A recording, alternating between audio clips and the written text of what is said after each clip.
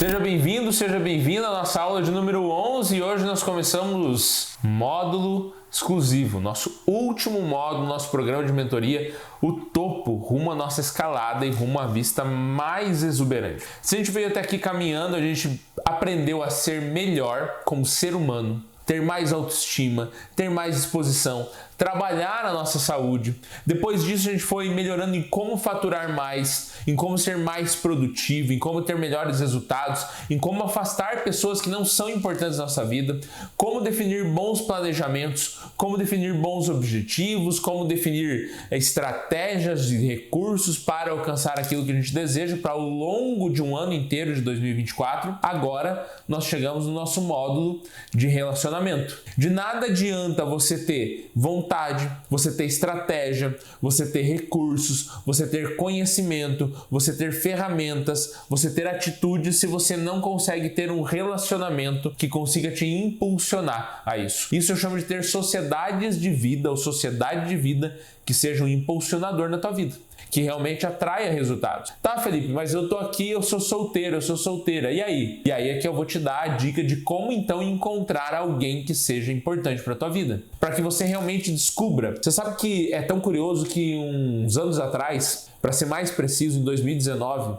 eu fui a Maringá, aqui no estado do Paraná, fazer uma palestra em um evento. Eu fiz a abertura desse evento e depois a gente foi, todos os palestrantes, os treinadores, eles tinham uma área VIP, onde aqueles que compraram o VIP, o passaporte VIP, tinham acesso aos profissionais, né, aos palestrantes. E no jantar de acesso, junto com os palestrantes, estava eu lá e vários alunos. E algumas alunas. E elas me disseram, né, tiveram a seguinte indagação, né? Quando a gente sabe que encontrou alguém que é certo para nossa vida? Quando a gente sabe que aquela pessoa é a pessoa que eu poderia viver, que eu poderia construir uma aliança duradoura, no sentido de conquistas, no sentido de realização, no sentido de sacrifício, de doação, ou seja, para quem eu me dou, quem é a pessoa que eu vou escolher diante de tantas péssimas oportunidades, vamos dizer assim. Vivemos em um mundo onde hoje é difícil encontrar relacionamentos que realmente sejam duradouros. E onde buscar tudo isso, né? Como nós fazemos as nossas escolhas dos nossos parceiros? Qual é a melhor maneira? E lá eu disse o seguinte: faça um checklist.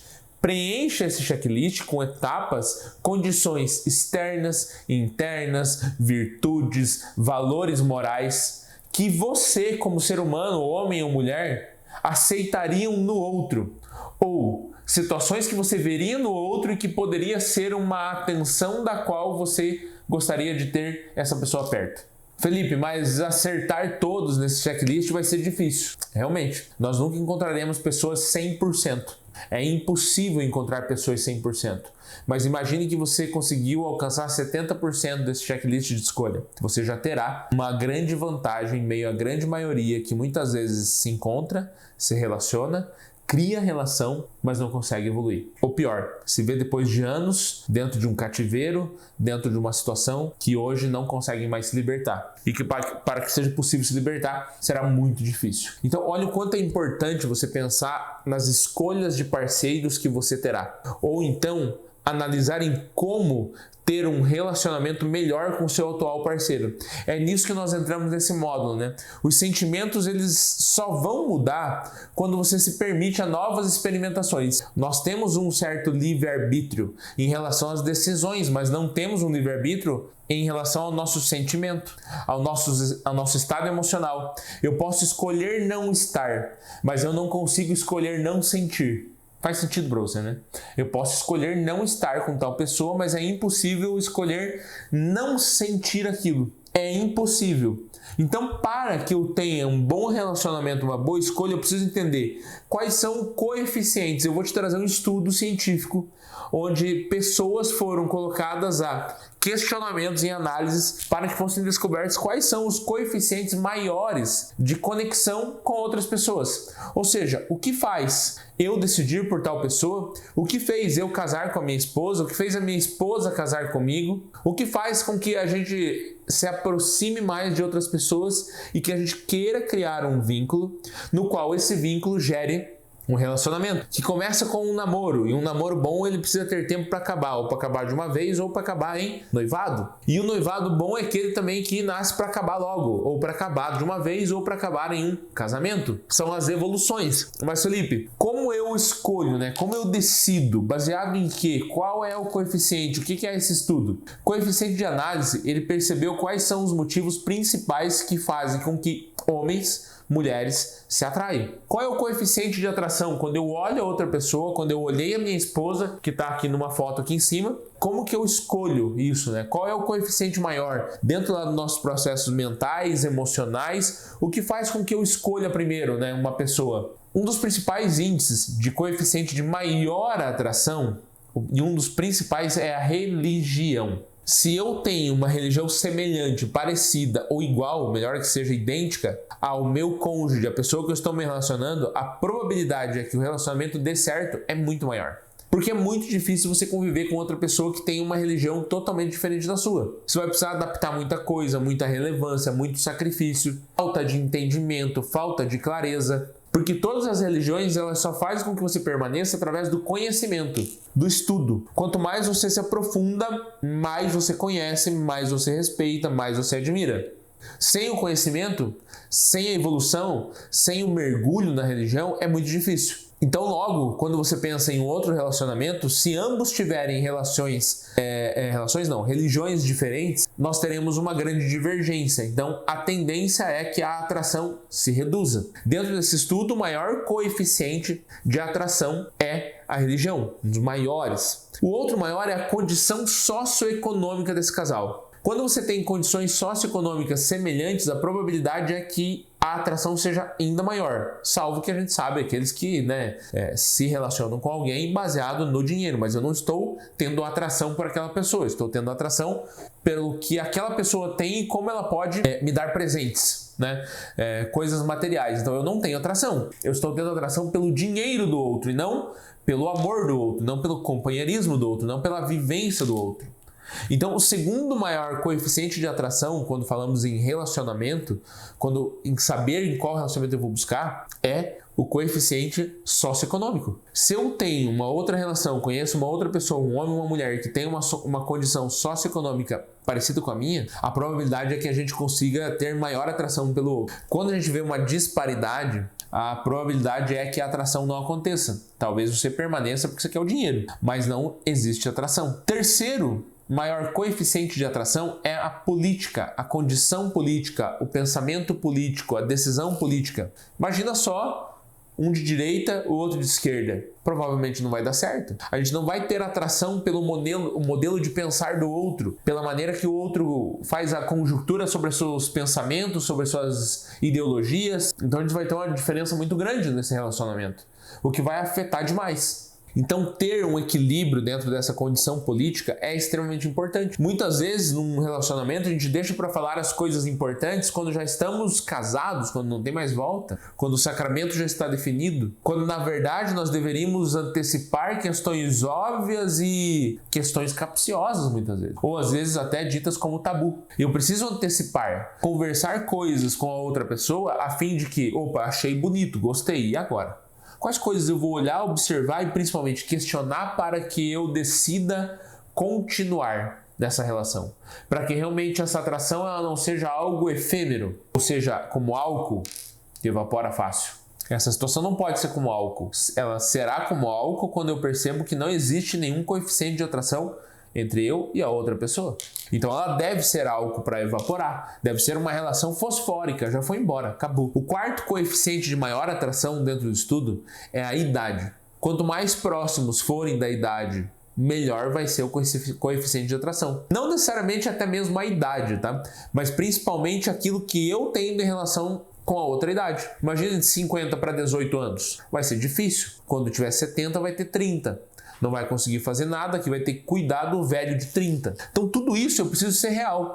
Embora a gente veja exceções, mas eu preciso entender que o maior coeficiente de atração, baseado no estudo que eu trouxe aqui para você, são esses. A idade ela é um impulsionador favorável quando diz respeito à atração entre ambos dentro de uma relação. Quanto maior for a relação, mais próxima, né, for a relação de idade entre um e outro, melhor vai ser esse coeficiente de atração, ou seja, mais atração eu terei no outro, porque eu estarei no mesmo nível, com os mesmos pensamentos, da mesma maneira, idealizações parecidas, semelhantes. Principalmente quando você pega um homem e uma mulher da mesma idade, que o homem já está maduro o suficiente, embora a gente saiba que para a mulher o tempo é uma ampulheta, né? Que mulheres aos 22, 23 anos estão totalmente prontas, maduras suficientes, enquanto homens não. Homens ficarão maduros no seu auge da maturidade a partir dos 30, a grande maioria. Então, se os dois estiverem muito maduros suficientemente, falando ali, a gente vai ter uma conexão muito maior. Dentro do estudo foi apresentado dessa maneira. A gente viu como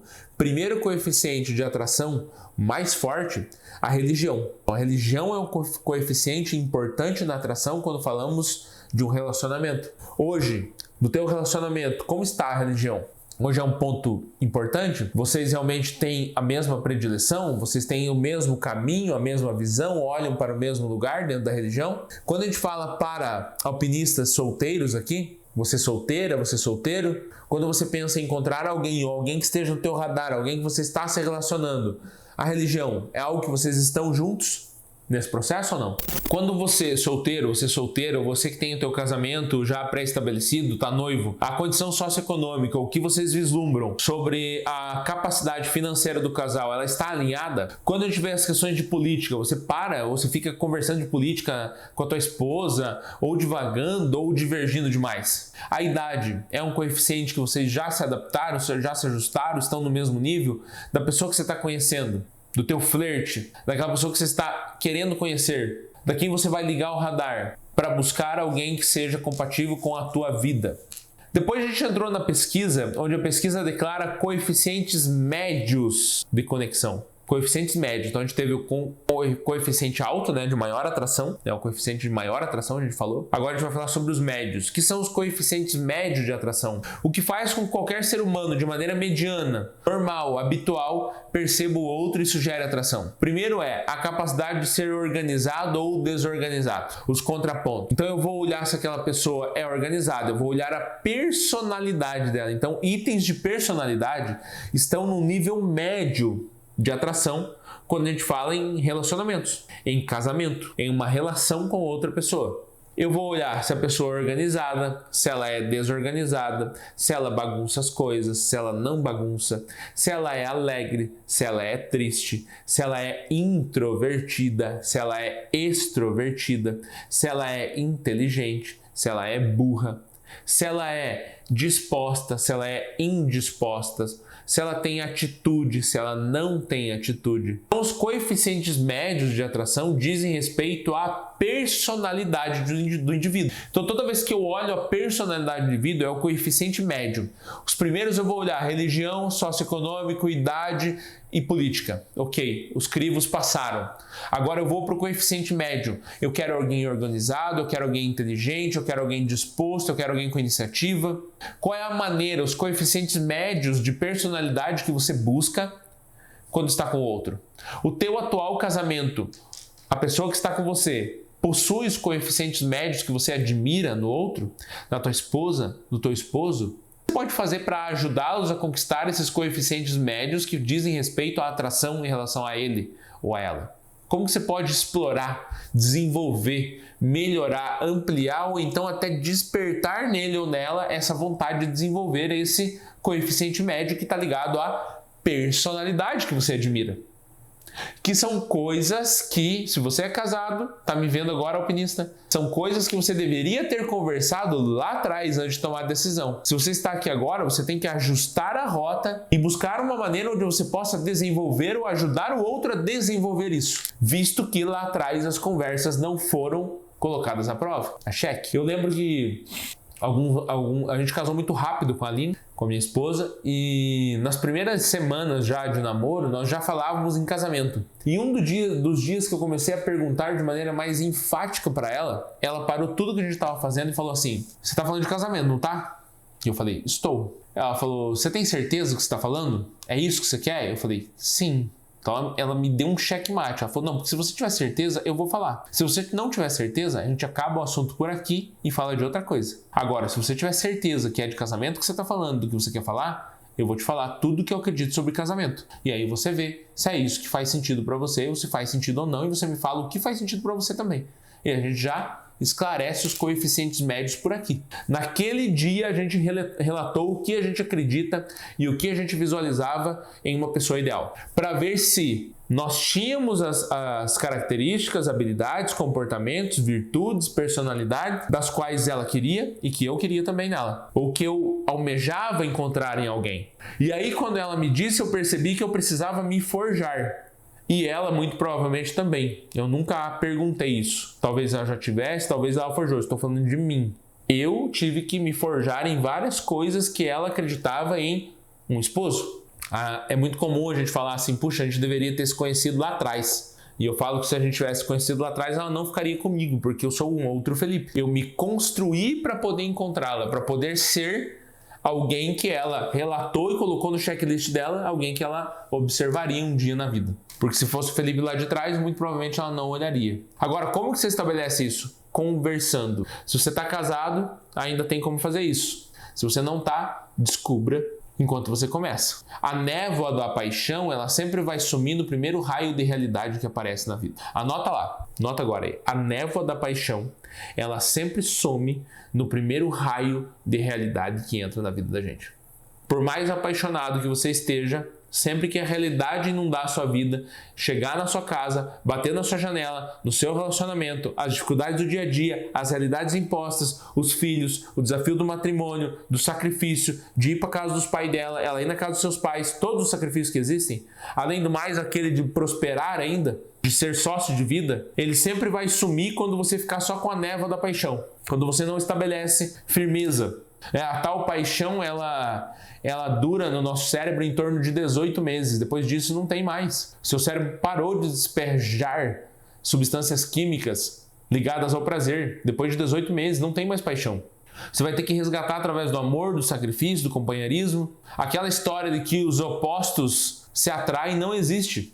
Eu preciso estar perto, e isso pela pesquisa a gente viu, por essa pesquisa que eu apresentei para vocês. Quanto mais, eu não vou casar com alguém que eu vejo que é desorganizado e eu tenho um valor principal para mim que é a organização. Eu não vou casar com alguém sendo que eu sou muito para frente e a pessoa é muito acomodada. Ou ela desperta a iniciativa ou não vai dar certo. Então essa máxima de que os opostos se atraem não funciona. Você quer alguém perto de você que evolua, que cresça, que queira ter movimento. Você sempre vai encontrar ou vai querer encontrar alguém que tem as mesmas predileções que você tem. O caminho vai ser muito mais rápido. Agora, quais são os coeficientes mínimos, Felipe? Os coeficientes ridículos no relacionamento. A gente falou dos coeficientes maiores. A gente falou dos coeficientes médios, que são a personalidade, mas quais são os coeficientes mínimos? Você viu que em nenhum momento até agora eu falei de beleza. De olho azul, de olho verde, do cabelo loiro, ou do cabelo preto, ou do cabelo ruivo. Em nenhum momento eu falei isso. O coeficiente mais baixo que existe dentro da pesquisa são os coeficientes ligados à beleza. Talvez seja aí a explicação que me basta para entender como que eu casei com uma mulher tão bonita. O coeficiente de beleza é insignificante quando os coeficientes maiores e os médios forem contemplados. Ou seja, cara, se você tem relação e você está próximo, você tem conexão e os iguais se aproximam e você é na mesma linha da outra pessoa, independente se você vai ser feio, você vai casar com ela. Ela não olhará só isso. Agora, o outro, você homem, você mulher, você só olha a beleza no outro quando o resto falta.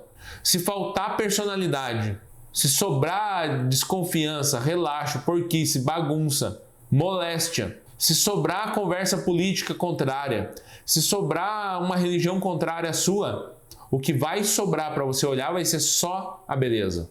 Por isso que o coeficiente de beleza ele é tão pequeno. A gente chama dentro da pesquisa de coeficiente mínimo, que são itens de pesquisa, físicos, itens físicos.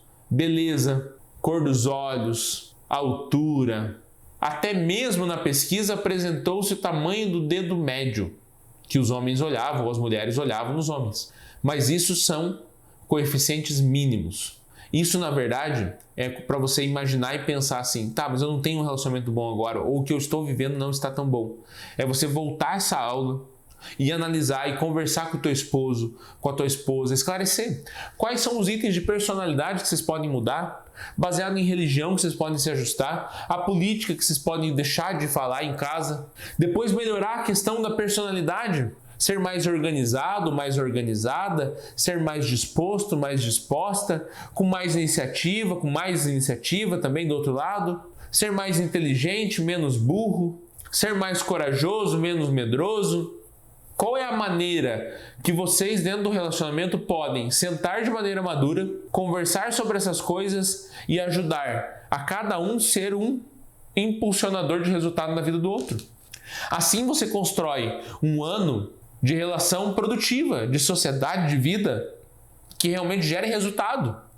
É assim que você faz com que casais criem 10 vezes o que nunca foram capazes de criar enquanto eram solteiros. É isso que faz casais serem exponenciais na sua vivência, porque conseguem alinhar, conversar, esclarecer e conduzir tudo isso da melhor forma.